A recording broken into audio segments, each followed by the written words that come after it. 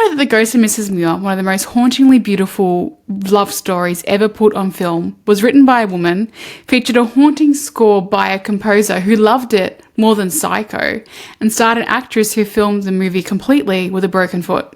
Released in 1947, The Ghost of Mrs. Muir tells the story of Lucy Muir, played by Gene Tierney, a young widow who moves to a remote seaside cottage in England to start a new life, only to find that the house is already occupied by a ghost. But this ghost is gruff and oddly charming, and his name is Captain Daniel Gregg, played by the one and only Rex Harrison. What begins is a battle of wills between the living and the dead and turns into a bond that ultimately becomes quite an unusual love story. Let's count down the 5 things you didn't know about The Ghost and Mrs. Muir. Number 5, it was written by a woman. The film is based on the novel by Josephine Leslie, a British writer who used the gender-neutral pen name R.A. Dick, and I researched this. R.A. was her father's initial, so it kind of makes R.A. Dick an easier name to understand. The idea came to her through a dream. A lonely widow in a house by the sea and a ghostly sea captain who wouldn't leave her alone. Published in 1945, the story was a quiet success, but 20th Century Fox saw its potential and quickly bought the film rights. Leslie herself didn't seek the limelight. She rarely gave interviews. She preferred to let her work and her words speak for itself. But what she created was quietly radical, a story about a woman carving out her own life away from society and away from expectations and falling in love on her own terms, a love that didn't really come from safety or status, but from spirit. And nearly 80 years on, that fantasy still hits. Number 4, Gene Tierney filmed most of the movie with a broken foot. Tierney, who played Lucy Muir, broke her foot early on during production, but instead of postponing the shoot, the studio kept going, of course, and adjusted around her. Director Joseph L. Mankiewicz got creative. He used long skirts, props, and camera framing to hide her injury. And if you rewatch the film, you'll see Lucy often sitting instead of standing still during dramatic scenes, not walking, and when she would walk, she would glide rather than walk. But what's remarkable is that none of this diminishes her performance. I've watched this film so many times, and only until I was writing this video found out that she had a broken foot, and I would never have picked it up. She brings an aching stillness to the role, a woman quietly trying to live life on her own terms. Tierney was also going through immense pain off screen, including heartbreak and mental health struggles. And all of this seems to flow through to her performance. And it's that emotional transparency that makes her Lucy Muir unforgettable. Number 3, Bernhard Herrmann said this was his best score ever. Bernhard Herrmann was the legendary composer behind Psycho, Vertigo, and Citizen Kane.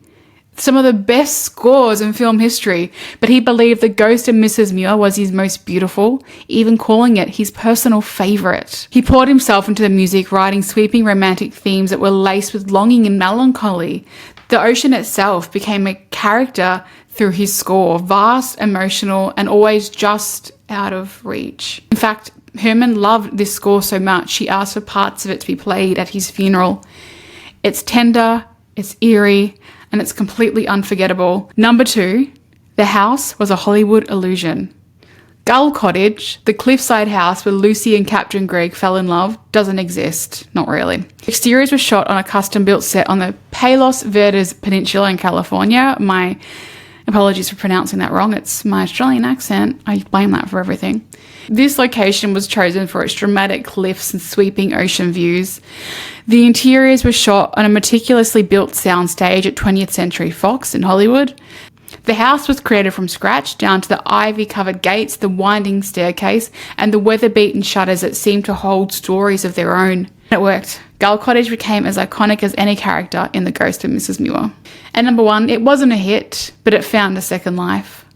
So The Ghost of Mrs. Muir, when it was released in 1947, wasn't a massive box office success.